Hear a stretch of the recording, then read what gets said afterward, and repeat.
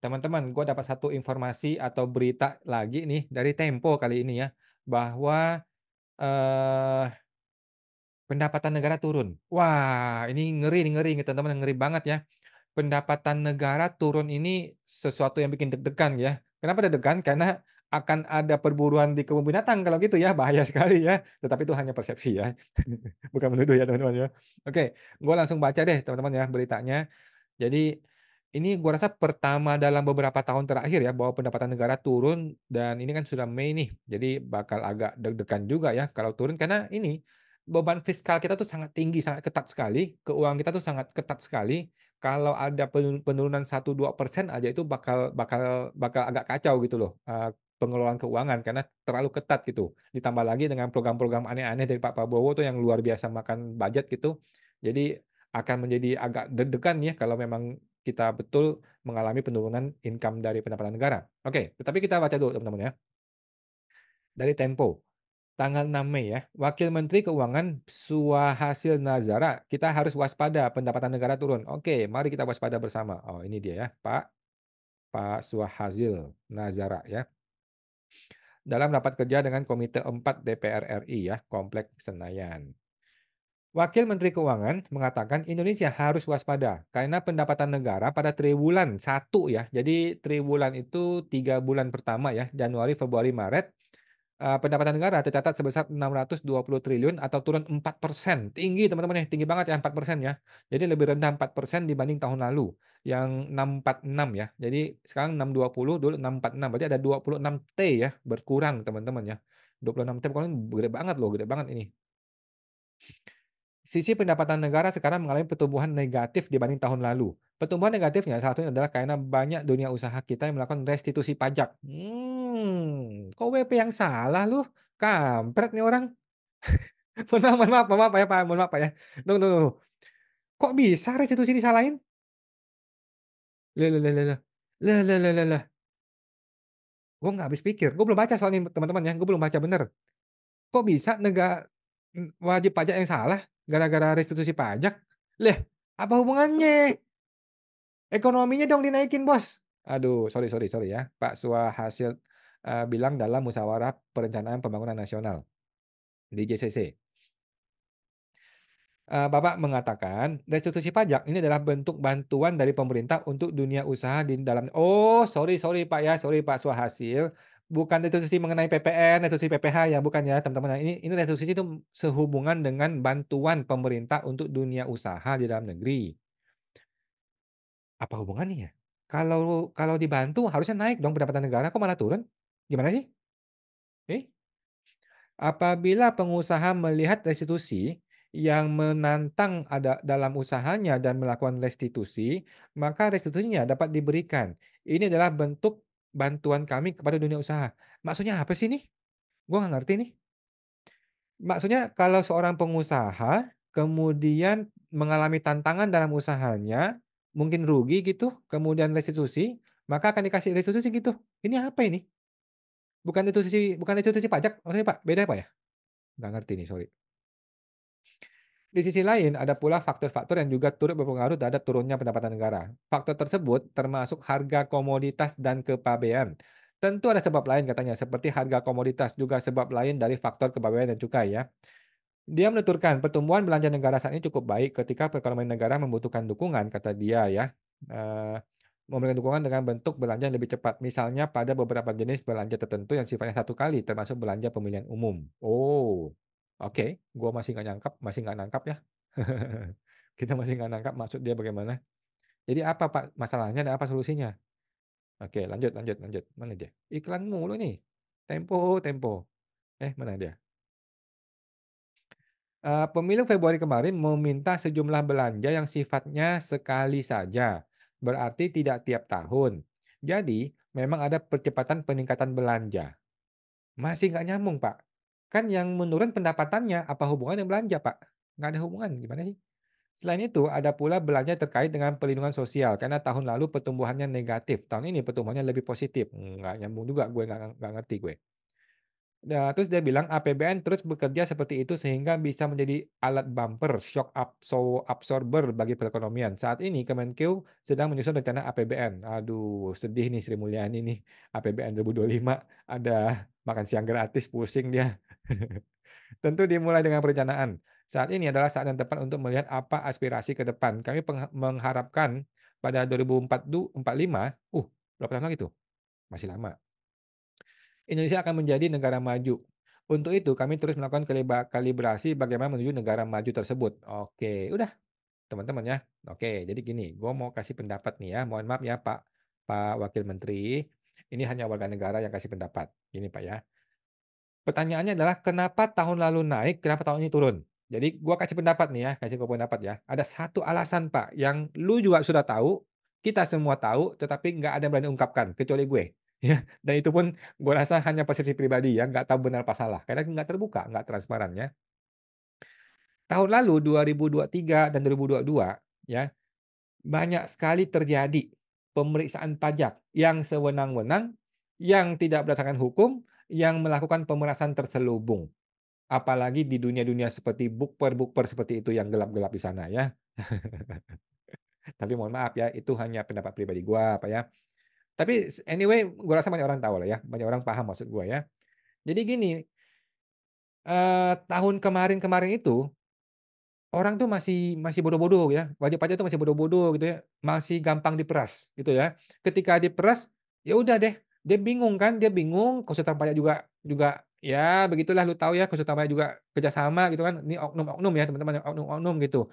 Akhirnya mereka bayar pajak, nilainya besar sampai aduh gua sedih kalau kalau dengar cita-cita orang ya, sampai bayar pajak tuh sampai gila-gilaan, bayar pajaknya besar, eee dan akhirnya mereka sedih, mereka bayar, tetapi kan orang kan nggak bodoh terus, gitu ya. Orang kan nggak bodoh terus gitu loh. Okelah dianggap nasib buruk lah, gua 2023 kena nasib buruk lah gitu ya. Tetapi kalau tahun berikutnya, apakah dia akan jatuh ke lubang yang sama? Kan enggak teman-teman ya, enggak ya. Manusia kan nggak bodoh, dia belajar, ya kan. Dia jadi belajar, dia jadi melawan, gitu loh. Begitu dia tahu dulu gua diperas sama si bangsat ini, kali ini gua diperiksa lagi untuk tahun berikutnya, ya gua lawan. Gitu. Kali ini dia ngelawan. Nah, beruntungnya tahun-tahun sekarang ini sudah mulai banyak nih konsultan pajak yang berani ngelawan, ya. Konsultan pajak yang berani ngelawan walaupun gue dipecat gitu. Nah, sudah mulai banyak konsultan-konsultan yang ngelawan pengacara-pengacara pajak yang betul-betul memperjuangkan nasib si wajib pajak gitu ya, yang benar gitu loh. Sudah mulai banyak gitu. Jadi sekali lu peras, nggak apa-apa, kena sekali orang, tetapi kan nggak bisa 2 kali, Bos, nggak bisa 2 kali. Orang nggak akan jatuh ke lubang yang sama 2 kali, gitu loh. Jadi di tahun berikutnya, cara yang sama sudah nggak bisa dipakai, gitu loh. Karena orang udah kapok sekali diperas nggak mau lagi, orang akan ngelawan, gitu ya. Nah, sedangkan dari kantor pusat, mohon maaf nih ya, ini mungkin di negeri Wakanda gua rasa ya, kantor pusat masih menggunakan cara yang sama, cara-cara intimidatif, cara-cara pemerasan, cara-cara terselubung ya, cara-cara apa, dikit-dikit kalau lu nggak mau gua naik pemeriksaan nih, dikit-dikit kalau lu nggak ngikutin gua naikin bukper nih. Ya cara-cara seperti itu loh ya, cara-cara intimidatif seperti itu ya. Nah, tahun kemarin boleh lu pakai cara seperti itu, tahun ini udah nggak bisa Bos, karena orang udah ngelawan, orang udah kapok, orang udah nggak mau lagi diperas, gitu loh. Itu penyebabnya kenapa pendapatan negara turun tahun ini, oke. Kalau kita lihat secara ekonomi, nggak ada masalah Bos, ekonomi baik-baik saja, nggak ada masalah dengan tahun lalu, gitu loh. Memang perang Ukraina, tapi kita nggak terpengaruh sebenarnya. Secara ekonomi itu kita normal saja dibanding tahun lalu. Tapi kenapa pendapatannya turun? Karena tahun lalu caranya bukan menggunakan cara-cara yang sustainable, bukan cara-cara yang repeat order, bukan cara-cara yang bisa bertahan, gitu loh. Pemikirannya tuh jangka pendek. Pokoknya gua hantam dulu si wajib pajak, gua kurusin orang ini, kalau perlu gua matiin, pokoknya duitnya masuk dulu ke negara. Begitu dia masuk ke negara, orangnya mati.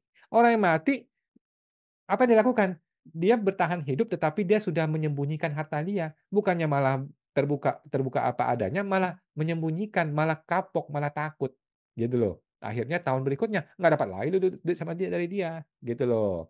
Oke.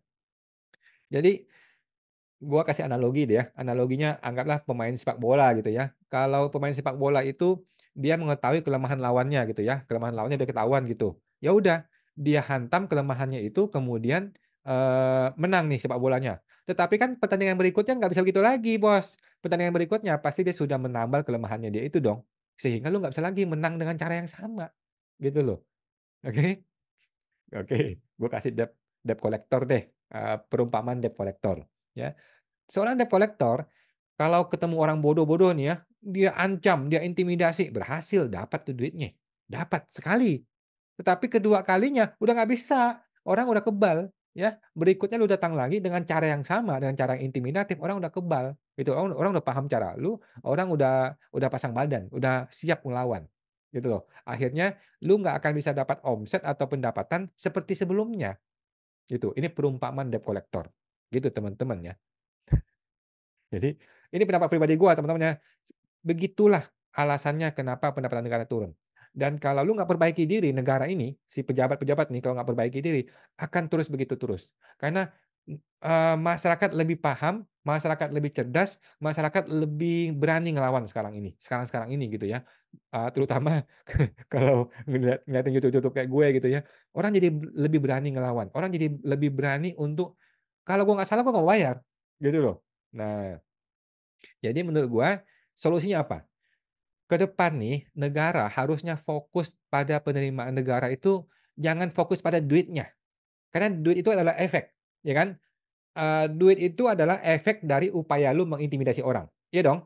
Upaya upaya intimidatif tahun lalu yang dilakukan oleh para oknum-oknum itu, itulah yang menghasilkan uang, oke? Uang itu adalah efek sampingnya, efeknya, oke? Jadi jangan fokus pada uangnya, lu mesti fokus kepada perubahan caranya, oke, Pak Justinus, Ibu Sri Mulyani?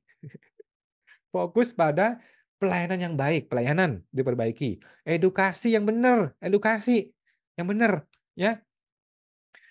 Dan juga tentu saja perlu fokus kepada penindakan hukum ya, penindakan hukum tetapi yang tepat dan sesuai aturan, gitu ya. Jangan sampai, mengintimidasi orang, kemudian memeras orang, nggak pakai dasar hukum, orangnya sih ngalah, bayar, tetapi kan dia tahu lu bangsat, dia tahu lu brengsek, di tahun depan dia nggak akan ketangkap dengan cara yang sama, gitu loh, oke?